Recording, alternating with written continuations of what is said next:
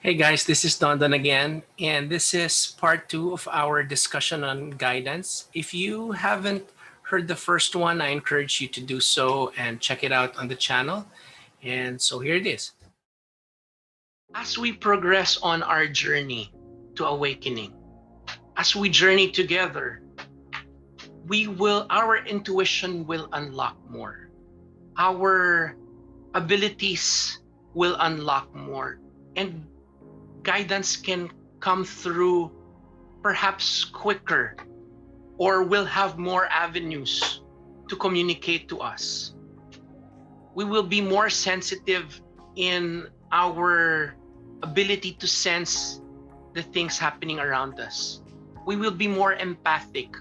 We will be able to listen to our heart even more. And so heaven will use that even more. We just need to believe it. We just need to know it.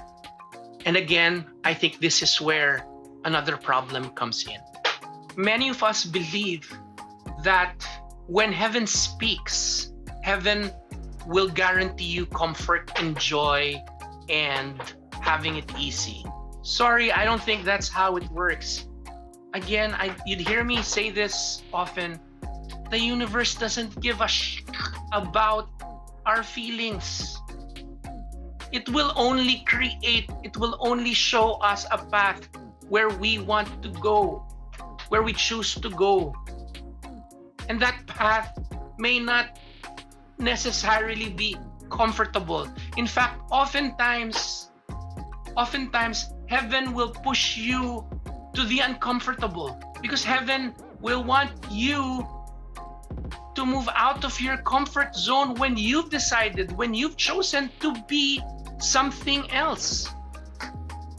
When you've chosen to be a better version of you, you cannot stay where you are. So heaven's gonna give you guidance that will push you out.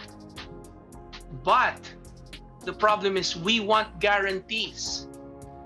We want guarantees that we're not gonna fall. We want guarantees that we're not gonna fail or get hurt, forgetting the fact that falling or failing or sometimes tragedy can be our greatest teachers.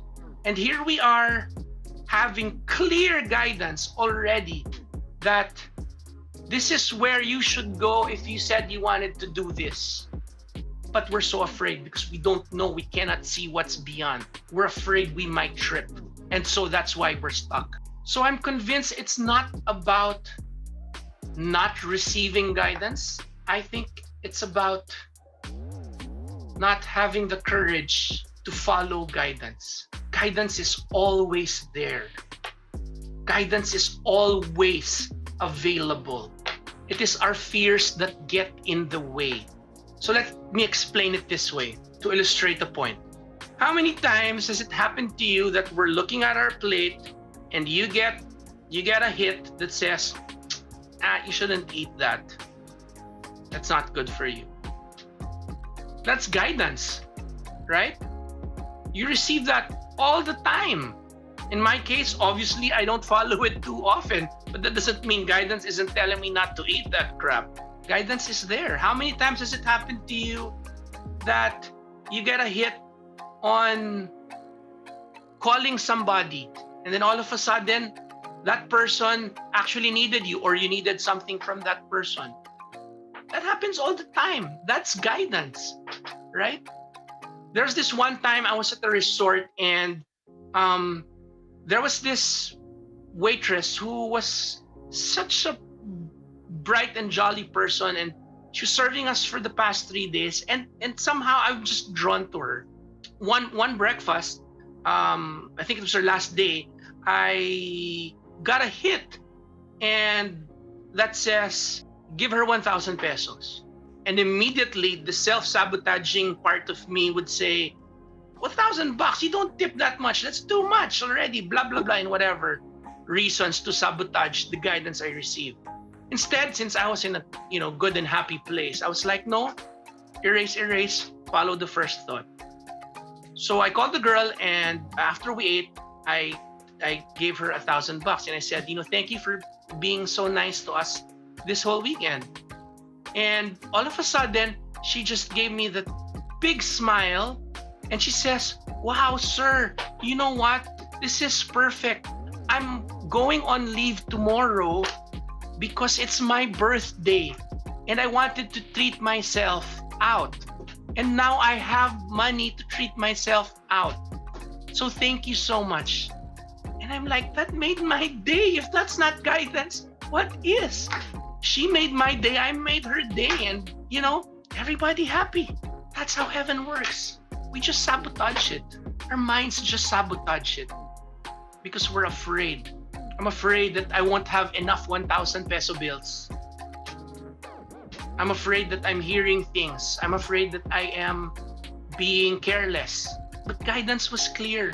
Go give that girl $1,000. So I'm sure those things happen to you often. And those are the ones that are quite easily to follow. Why? Because they're not big life-changing decisions. But when guidance start telling you about what to do with your life based on your choices to begin with, oh, so now there's a problem. Oh, maybe heaven's not talking to me. Oh, maybe that's just my crazy thoughts, right? Or nah, that's too much to risk. Guidance doesn't care. It's the same banana. It's the same thing as telling you to call your mom to get out of this difficult relationship. It's the same guidance. One is just scarier, but it's heaven speaking nonetheless. But it's so uncomfortable. Of course it is. Many times it will be.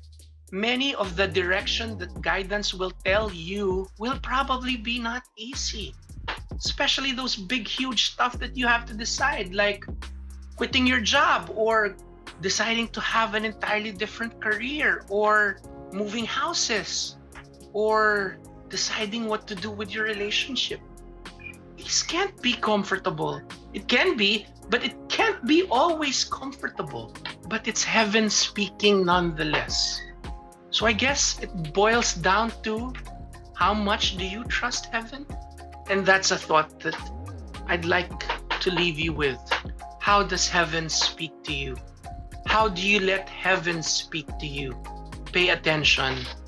The answer is there before you even ask. Have a good day, everybody.